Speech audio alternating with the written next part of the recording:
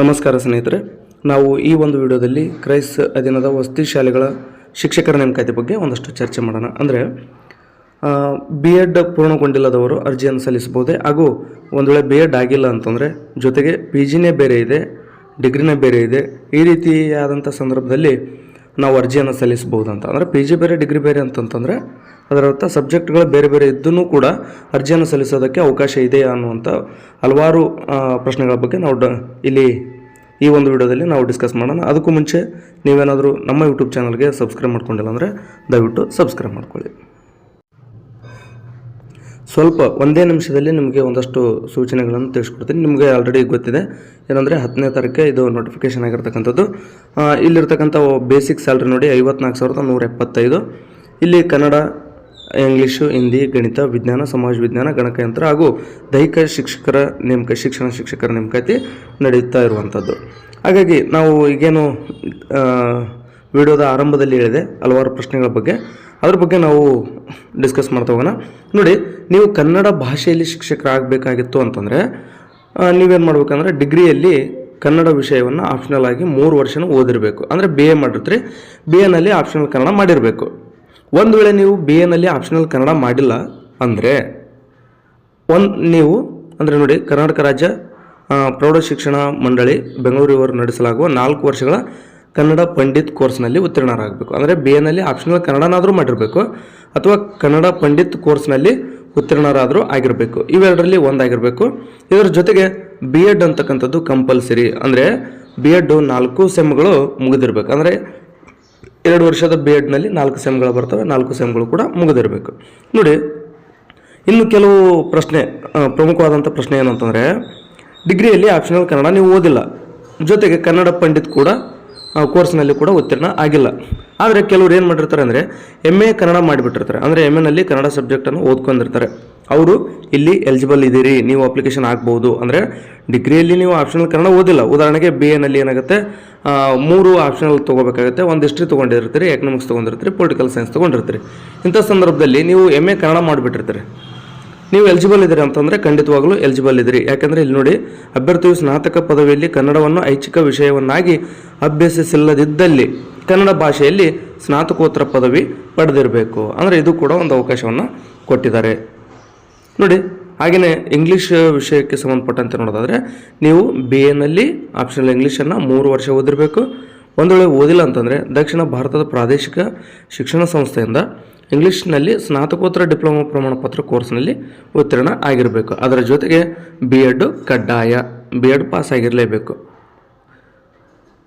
ಒಂದು ವೇಳೆ ನೀವು ಡಿಗ್ರಿಯಲ್ಲಿ ಅಂದರೆ ಬಿ ಎನಲ್ಲಿ ನೀವು ಆಪ್ಷನಲ್ ಇಂಗ್ಲೀಷ್ ಮಾಡಿಲ್ಲ, ಜೊತೆಗೆ ಈ ಒಂದು ಸ್ನಾತಕೋತ್ತರ ಡಿಪ್ಲೊಮಾ ಪ್ರಮಾಣ ಪತ್ರ ಕೋರ್ಸ್ನೂ ಕೂಡ ನೀವು ಪಡ್ಕೊಂಡಿಲ್ಲ, ಆದರೆ MA ಇಂಗ್ಲೀಷ್ ಮಾಡಿಬಿಟ್ಟಿರ್ತೀರಿ, ನೀವು ಕೂಡ ಎಲಿಜಿಬಲ್ ಇರ್ತೀರಿ. ಯಾರೆಲ್ಲ MA ಇಂಗ್ಲೀಷ್ ಮಾಡಿ ಬಿ ಎಡನ್ನು ಮುಗಿಸ್ಕೊಂಡಿರ್ತೀರಿ, ನೋಡಿಲಿ, MA ಇಂಗ್ಲೀಷು ಜೊತೆಗೆ ಬಿ ಎಡನ್ನು ಮುಗಿಸ್ಕೊಂಡಿದ್ರೆ ನೀವು ಆಂಗ್ಲ ಭಾಷೆ ಶಿಕ್ಷಕರಾಗೋದಕ್ಕೆ ಅರ್ಹರಿದ್ದೀರಿ. ಅಂದರೆ ಬಿ ಎನಲ್ಲಿ ಆಪ್ಷನಲ್ ಇಂಗ್ಲೀಷ್ ಮಾಡಬೇಕಿತ್ತು, ಬಟ್ ಮಾಡಿಲ್ಲ, ಆದರೆ MA ಇಂಗ್ಲೀಷ್ ಮಾಡಿದಿರಿ ಅಂತಂದರೆ ನೀವು ಎಲಿಜಿಬಲ್ ಅಂತಲೇ ಅರ್ಥ. ಅಂದರೆ ಇಲ್ಲಿ ಏನಂದರೆ ಡಿಗ್ರಿನಲ್ಲಿ ಇಂಗ್ಲೀಷ್ ಮಾಡಿಬಿಟ್ರೆ ಕಿರಿಕಿರಿ ಇರಲ್ಲ. ಒಂದು ವೇಳೆ ಮಾಡಿಲ್ಲದೆ ಇರೋರಿಗೆ ಹೇಳ್ತಾ ಇದ್ದೀನಿ. ಜೊತೆಗೆ ಹಿಂದಿ ಭಾಷಾ ಶಿಕ್ಷಕರು ಸೇಮ್, ಮತ್ತು ಬಿ ಎನಲ್ಲಿ ನೀವು ಹಿಂದಿಯನ್ನು 3 ವರ್ಷ ಆಪ್ಷನಲ್ ಆಗಿ ಓದಿರಬೇಕು. ಒಂದು ವೇಳೆ ನೋಡಿ ಓದಿರಬೇಕು, ಜೊತೆಗೆ ಬಿ ಎಡನ್ನು ಕಂಪಲ್ಸರಿಯಾಗಿ ಪಾಸ್ ಆಗಿರಬೇಕು. ಪದವಿಯಲ್ಲಿ ಹಿಂದಿ ಭಾಷೆಯನ್ನು ಐಚ್ಛಿಕ ವಿಷಯವನ್ನಾಗಿ ಅಧ್ಯಯನ ಮಾಡದಿರುವ ಈ ಕೆಳಗಿನ ಷರತ್ತುಗಳನ್ನು ಪೂರೈಸಿದಲ್ಲಿ ಅರ್ಹರೆಂದು ಪರಿಗಣಿಸಲಾಗುತ್ತದೆ. ಈಗ ನೀವೇನಾಗಿದೆ ಅಂತಂದರೆ ಡಿಗ್ರಿಯಲ್ಲಿ ನೀವು ಹಿಂದಿಯನ್ನು ಆಪ್ಷನಲ್ ಆಗಿ ಓದಿಲ್ಲ, ಅಂದರೆ ಏನೋ ಬೇರೆ ಬೇರೆ ಸಬ್ಜೆಕ್ಟ್ಗಳನ್ನು ಓದಿರ್ತೀರಿ, ಬಿ ಎಡನ್ನು ಮಾಡಿರ್ತೀರಿ. ಆದಾಗ್ಯೂ ಕೂಡ ನೀವು ಹಿಂದಿ ಭಾಷೆ ಶಿಕ್ಷಕರಾಗೋದಕ್ಕೆ ಅರ್ಹತೆ ಇರುತ್ತೆ. ಆದರೆ ಈ ಕೆಳಗೆ 3 ವಿಷಯಗಳಿದ್ದಾವೆ. ಈ 3 ಅಂಶಗಳಲ್ಲಿ ನೀವು ಒಂದನ್ನಾದರೂ ಪಡ್ಕೊಂಡಿರ್ಬೇಕು. ಏನು ಅಂತಂದರೆ ನೀವು MA ಹಿಂದಿ, ಅಂದರೆ MAನಲ್ಲಿ ನೀವು ಇಂಗ್ಲೀಷನ್ನು ಹಿಂದಿಯನ್ನು ಮಾಡಿರ್ಬೇಕಾಗುತ್ತೆ. ಅಂದರೆ ಸ್ನಾತಕೋತ್ತರ ಪದವಿಯಲ್ಲಿ ನೀವು ಹಿಂದಿ ಭಾಷೆಯನ್ನು ಕಲಿತಿರಬೇಕು. ಇಲ್ಲದಿದ್ದಲ್ಲಿ ಅದನ್ನು ಬೇಡ. ಒಂದು ವೇಳೆ ನೀವು MA ಹಿಂದಿ ಮಾಡಿಲ್ಲ ಅಂತಂದರೆ ಪರವಾಗಿಲ್ಲ, ಅಂದರೆ MA ಹಿಂದಿ ಮಾಡಿದರೆ ಒಳ್ಳೆಯದು, ಮಾಡಿಲ್ಲ ಅಂತಂದರೆ ಇಲ್ಲೊಂದು ಅವಕಾಶ ಇದೆ. ಹಿಂದಿ ಭಾಷಾ ಶಿಕ್ಷಕರನ್ನಾಗಿ ಪರಿಗಣಿಸಲು ಮಾನ್ಯತೆ ಪಡೆದ ವಿಶ್ವವಿದ್ಯಾಲಯದ ಪದವಿಯಲ್ಲಿ ಹಿಂದಿ ವಿಷಯವನ್ನು ಪ್ರಮುಖ ವಿಷಯವನ್ನಾಗಿ ಓದಿರಬೇಕು. ಜೊತೆಗೆ ಮಾನ್ಯತೆ ಪಡೆದ ವಿಶ್ವವಿದ್ಯಾಲಯದಿಂದ ಬ್ಯಾಚುಲರ್ ಆಫ್ ಎಜುಕೇಷನ್ ಪದವಿಯಲ್ಲಿ, ಅಂದರೆ ಬಿ ಎಡ್ನಲ್ಲಿ ಇನ್ನೊಂದಷ್ಟು ನೆನ್ಪಿಟ್ಕೊಳ್ಳಿ, ಬಿ ಎಡ್ನಲ್ಲಿ ನೀವು ಬೋಧನಾ ವಿಷಯಗಳನ್ನು 2 ತಗೋಬೇಕಾಗತ್ತೆ. ಅಂದರೆ ನೀವು ಕನ್ನಡ ಇಂಗ್ಲೀಷು ಬಹುತೇಕ ಕನ್ನಡ ಇಂಗ್ಲೀಷು ಕನ್ನಡ ಹಿಸ್ಟ್ರಿ ತೊಗೊಂಡಿರ್ತೀರಿ. ನೀವು ಒಂದು ವಿಷಯ ಹಿಂದಿಯನ್ನು ತೊಗೊಳ್ಳೇಬೇಕು ಕಂಪಲ್ಸರಿ, ಮತ್ತು ಅದು ಬಿ ಎಡ್ನಲ್ಲಿ ಕಡ್ಡಾಯ. ಅಂದರೆ ಈಗ ಅಲ್ಲಿ ಬೋಧನಾ ವಿಷಯ ಅಂತ ಇರುತ್ತೆ. ನಾವೆಲ್ಲ ಏನಂತಂದರೆ ಕನ್ನಡ ಮತ್ತು ಸಮಾಜ ಇರ್ತಕ್ಕಂಥದ್ದು, ಕನ್ನಡ ಇತಿಹಾಸ. ಬಟ್ ಇಲ್ಲಿ ಏನಾಗಿದೆ ಅಂತಂದರೆ ಹಿಂದಿ ಶಿಕ್ಷಕರಲ್ವ, ಹಂಗಾಗಿ ನೀವು ಹಿಂದಿಯನ್ನು ಬಿ ಎಡ್ನಲ್ಲಿ ಪಡ್ಕೊಂಡಿರಬೇಕು. ನೋಡಿ ನೆಕ್ಸ್ಟ್ ಗಣಿತ ಶಿಕ್ಷಕರನ್ನು ನೋಡೋಣ. ಗಣಿತ ಮತ್ತು ಭೌತಶಾಸ್ತ್ರ ಕಡ್ಡಾಯ ವಿಷಯದೊಂದಿಗೆ ನೀವೇನು ಮಾಡಬೇಕಂದ್ರೆ ನಿಮ್ಮ ಬಿ ಎಸ್ ಸಿನಲ್ಲಿ ನೀವು ಮ್ಯಾಥ್ಸು ಮತ್ತು ಫಿಸಿಕ್ಸನ್ನು ಕಂಪಲ್ಸರಿ ಓದಿರಬೇಕು. ಉದಾಹರಣೆಗೆ ಪಿ ಸಿ ಎಮ್ದವರು ಇಲ್ಲಿ ಎಲಿಜಿಬಲ್, ಅದೇ ಸಿ ಬಿ ಜೆಡ್ದವ್ರು ಅವಕಾಶ ಇಲ್ಲ ಗಣಿತ ಶಿಕ್ಷಕರಾಗೋದಕ್ಕೆ, ಯಾಕಂದರೆ ಅವ್ರಿಗೆ ಇಲ್ಲಿ ಮ್ಯಾಥ್ಸು ಮತ್ತು ಫಿಸಿಕ್ಸ್ ಕಲ್ತಿರೋದಿಲ್ಲ. ಆದರೆ ಬಟ್ ಡಿಗ್ರಿಯನ್ನು ನಾವು ಕಾಮನ್ ಆಗಿ ಬಿ ಎಸ್ ಸಿ ಅಂತಲೇ ಕರಿತೀವಿ. ಆ ಕಾರಣದಿಂದಾಗಿ ಬಿ ಎಸ್ ಸಿ ಮಾಡಿದ್ರೂ ಅಂದರೆ ಡಿಗ್ರಿಯಲ್ಲಿ ನೀವು ಮ್ಯಾಥ್ಸು ಫಿಸಿಕ್ಸನ್ನು ನೀವು ಕಡ್ಡಾಯ ವಿಷಯವಾಗಿ 3 ವರ್ಷ ಓದಿರಬೇಕು. ಮತ್ತು ಇಲ್ಲಿ ಏನಾಗಿದೆ ಅಂತಂತಂದರೆ ಮಾನ್ಯತೆ ಪಡೆದ ವಿಶ್ವವಿದ್ಯಾಲಯದಿಂದ ವಿಜ್ಞಾನ ಪದ್ಧತಿಯಲ್ಲಿ ಬಿ ಎಡನ್ನು ಓದಿರಬೇಕು. ಜೊತೆಗೆ ಸ್ನಾತಕೋತ್ತರ ಪದವಿ, ಒಂದು ವೇಳೆ ನೀವೇನಾದರೂ ಇಲ್ಲಿ ಇನ್ನೊಂದು ಕಡ್ಡಾಯ ಅಂಶ ಇದೆ ಏನಂತಂದರೆ ಅಭ್ಯರ್ಥಿಯು ಸ್ನಾತಕ ಪದವಿ ಅಥವಾ ಪದವಿ ಪೂರ್ವ ಕೋರ್ಸ್ ಅಥವಾ ಎಸ್ ಎಲ್ ಸಿಯಲ್ಲಿ ಕನ್ನಡವನ್ನು ಒಂದು ಭಾಷೆಯನ್ನಾಗಿ ಅಭ್ಯಾಸ ಮಾಡಿರಬೇಕು.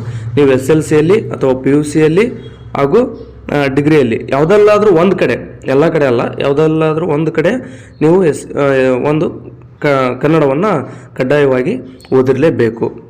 ಜೊತೆಗೆ ವಿಜ್ಞಾನ ಶಿಕ್ಷಕರನ್ನು ನೋಡೋಣ. ವಿಜ್ಞಾನ ಶಿಕ್ಷಕರು ಅಂದರೆ ಕೆಮಿಸ್ಟ್ರಿಯನ್ನು ಕಂಪಲ್ಸರಿಯಾಗಿ ತೊಗೊಂಡಿರಬೇಕು. ಅದರ ಜೊತೆಗೆ ಸಸ್ಯಶಾಸ್ತ್ರ ಮತ್ತು ಪ್ರಾಣಿಶಾಸ್ತ್ರ ಅಂದರೆ ಒಟ್ಟಾರೆ ಈ ಒಂದು ವಿಜ್ಞಾನದಲ್ಲಿ ಸ್ನಾತಕ ಪದವಿಯನ್ನು ಪಡೆದಿರಬೇಕು. ಒಂದು ಅಂದರೆ ಕೆಮಿಸ್ಟ್ರಿ ಅಂತಕ್ಕಂಥದ್ದು ಇಲ್ಲಿ ಕಡ್ಡಾಯ.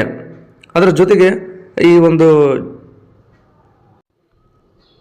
ಬಾಟ್ನಿ ಅಥವಾ ಜುವಾಲಜಿ ಈ ಎರಡರಲ್ಲೂ ಒಂದನ್ನು ನೀವು ಪಡೆದಿರಲೇಬೇಕು, ಅಂದರೆ ಓದಿರಲೇಬೇಕು. ನೀವು ಸಸ್ಯಶಾಸ್ತ್ರನಾದರೂ ಓದ್ರಿ ಅಥವಾ ಪ್ರಾಣಿಶಾಸ್ತ್ರನಾದರೂ ಓದ್ರಿ, ಎರಡರಲ್ಲಿ ಒಂದನ್ನು ಓದಿರಬೇಕು. ಜೊತೆಗೆ ಕೆಮಿಸ್ಟ್ರಿ ಕಡ್ಡಾಯ. ಜೊತೆಗೆ ನೀವು ವಿಜ್ಞಾನ ಪದ್ಧತಿಯಲ್ಲಿ ಬಿ ಎಡನ್ನು ಅಧ್ಯಯನ ಮಾಡಿರಬೇಕು.